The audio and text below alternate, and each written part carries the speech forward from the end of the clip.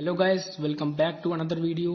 तो आज हम बात करेंगे class 10th CBSE board NCERT book का chapter 3 pair of linear equations in two variables की एक्सरसाइज 3.1 के पहले क्वेश्चन के बारे में।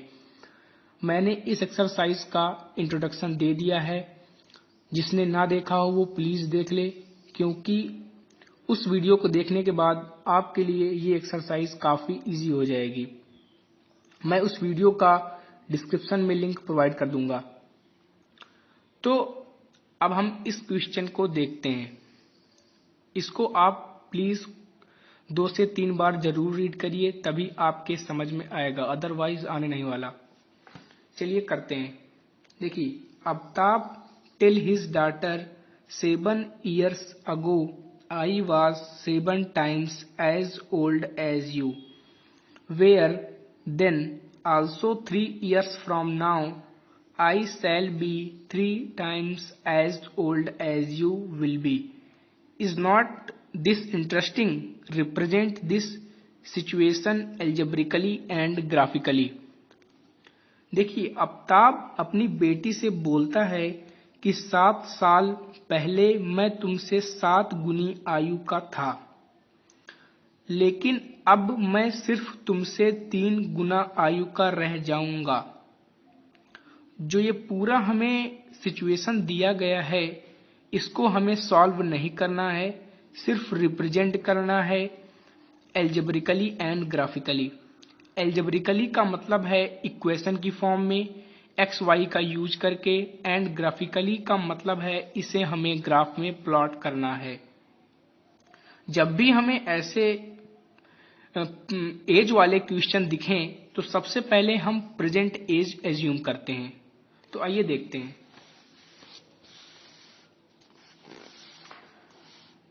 देखिए, पहले हम let the present age of Aftab, वो x ईयर है। तो मान लीजिए let the present age of Aftab वो x ईयर है, x ईयर।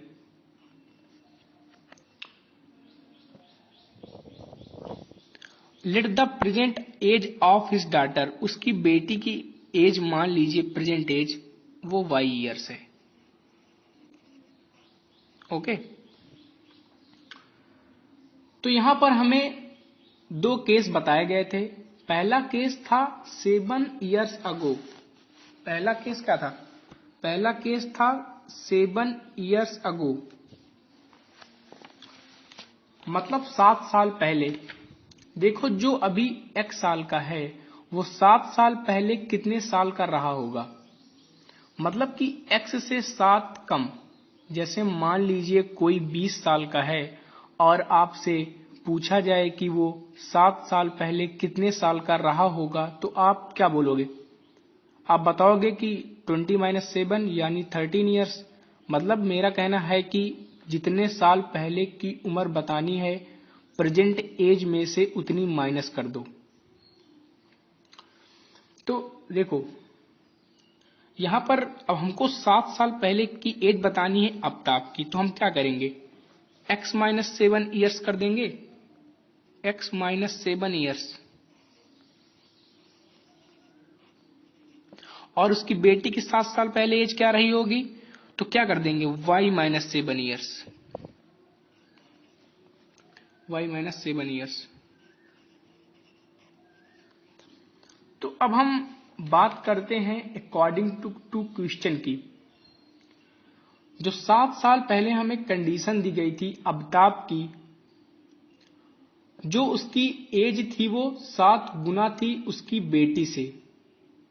ये हमें कंडीशन दी गई थी। मतलब ये है कि जो आफ्ताब की एज थी x - 7 7 साल पहले, वो 7 गुना ज्यादा थी। 7 गुना थी किसके? उसकी बेटी की। उसकी बेटी की 7 साल पहले एज क्या थी? y - 7 थी ना। वही मैं बता रहा हूं यहां पर। तो देखिए, अब यहां से इसको अगर हम सॉल्व करेंगे तो ये इसको मल्टीप्लाई करेंगे तो हो जाएगा, इसको अगर मल्टीप्लाई करेंगे तो ये हो जाएगा 7y और इसको मल्टीप्लाई करेंगे तो हो जाएगा माइनस का 49। अब x को हम इधर कर लेते हैं तो ये हो जाएगा 7y माइनस का 49 एंड प्लस का 7। तो x की वैल्यू आ जाएगी हमारे पास 7y माइनस का 42। माइनस का सिंबल लगेगा, माइनस यहाँ पे बड़ा है तो ये हो जाएगा माइनस का 42।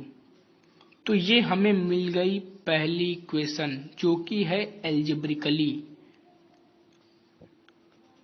ये पहली इक्वेशन हमें मिल गई। अब हम केस 2 की बात करते हैं। तो केस 2 में था कि 3 साल बाद उसकी बात करते हैं। तो 3 साल बाद देखते हैं। अगर कोई आपसे पूछे, जैसे आप अभी 10 साल के हो तो आप 3 साल बाद कितने साल के हो जाओगे? आप 10 + 3 कर दोगे यानी 13 ईयर्स।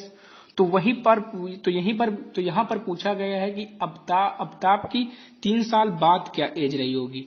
तो नॉर्मल सी बात है, यहाँ पर x + 3 कर देंगे, x + 3 ईयर्स। और उसकी बेटी की क्या एज हो जाएगी? y + 3 years. आई होप समझ में आ रहा होगा। तो ये 3 ईयर्स बाद की बात है।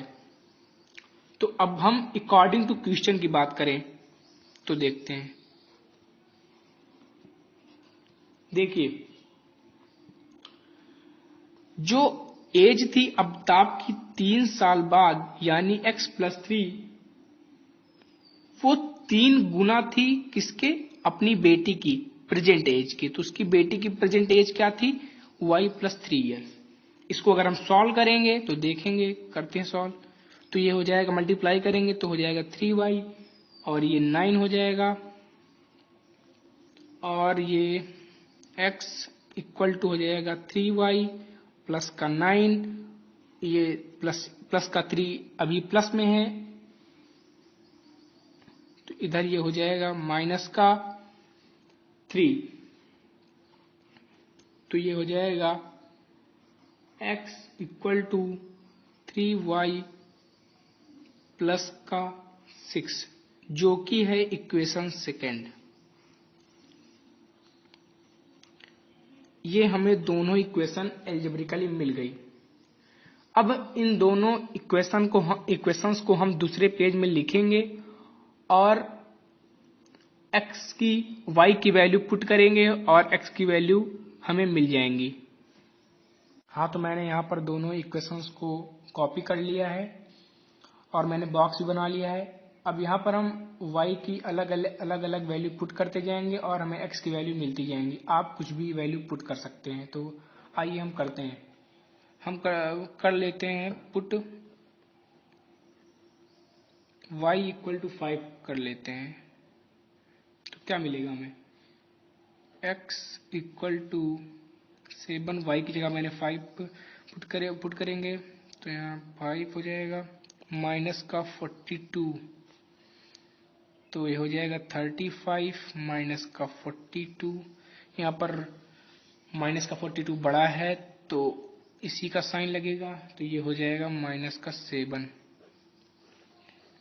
तो यहाँ पर हमने y को 5 पुट किया तो हमें x - 7 मिला। y 5 पुट किया तो x हमें -7 मिला। अब यहाँ पर हम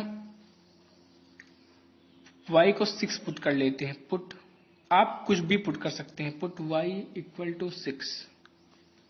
तो ये हो जाएगा 7 × 6 माइनस का 42। इसको मल्टीप्लाई करेंगे तो हो जाएगा 42 माइनस का 42, जो कि हो जाएगा 0। तो x की वैल्यू हमें 0 मिली। जब हमने y को 6 पुट किया तो x की वैल्यू हमें 0 मिली। अब हम पुट करते हैं, पुट y = 7, पुट y = 7। अगर हम इसको पुट करेंगे तो हमें मिलेगा x 7 × 7 माइनस का 42 इसको मल्टीप्लाई करेंगे तो हो जाएगा 49 माइनस का 42, तो ये हमें मिल जाएगा 7। x की वैल्यू हमें 7 मिल गई जब हमने y 7 पुट किया। तो y हमने 7 पुट किया तो x भी हमें 7 मिला। तो इस इक्वेशन को मैंने देख लिया। अब इसकी बारी, अब हम इसे देखते हैं। अब हम यहां पर पुट कर लेते हैं, पुट y इक्वल टू 0। जब 0 पुट करेंगे तो ये हो जाएगा 3 इंटू 0 प्लस का 6। 0 से 0 हो जाएगा, ये प्लस का 6 बचेगा। तो x हमें 6 मिल गया। जब हमने y 0 पुट किया तो x हमें 6 मिल गया।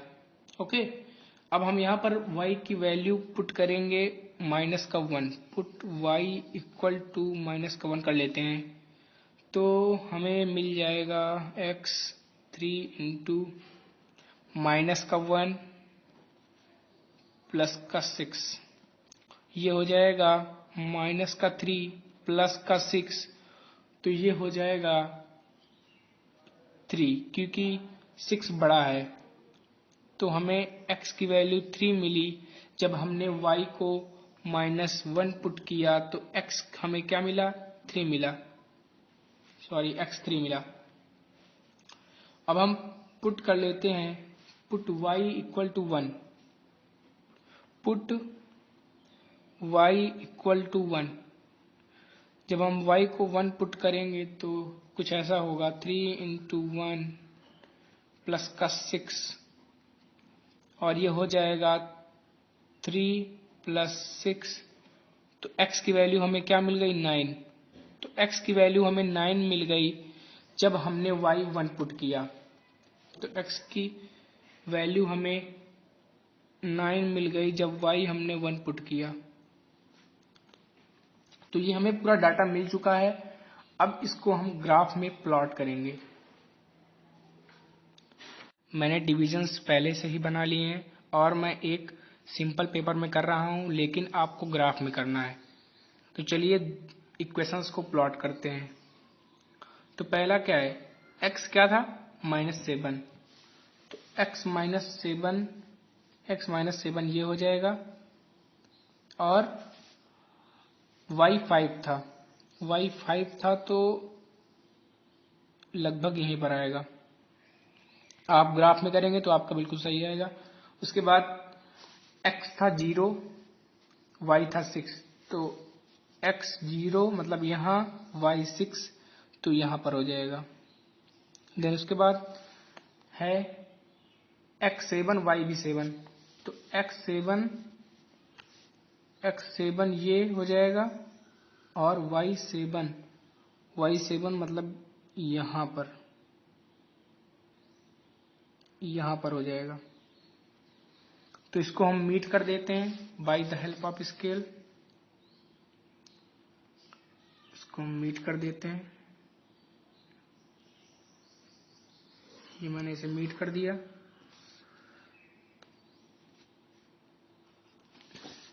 यहाँ पर हमें राइट करना है। तो यहाँ पर क्या था? x था -7, y था 5। यहाँ पर x था 0, y था 6। यहाँ पर x था 7 और y भी 7 था यहाँ पर। अब हम बात करते हैं सेकेंड इक्वेशन की, तो इसको भी पुट कर लेते हैं। तो यहाँ पर x 6 था, पहले में x 6 है, y 0 है। तो x 6 मतलब ये, y 0, x 6 और y 0 मतलब यहीं पर रहेगा। एंड देन उसके बाद क्या है? उसके बाद है 3, x 3 है, y -1 है। तो x 3 यहाँ पर हो जाएगा, y -1 तो ये यहाँ पर हो जाएगा। एंड जो लास्ट है x 9 है और y 1 है। तो x 9 ये हो गया और y ये हो गया 1, तो यहाँ पर आएगा। इसको भी हम इसके से मीट कर देते हैं। ये हमने मीट कर दिया इसे,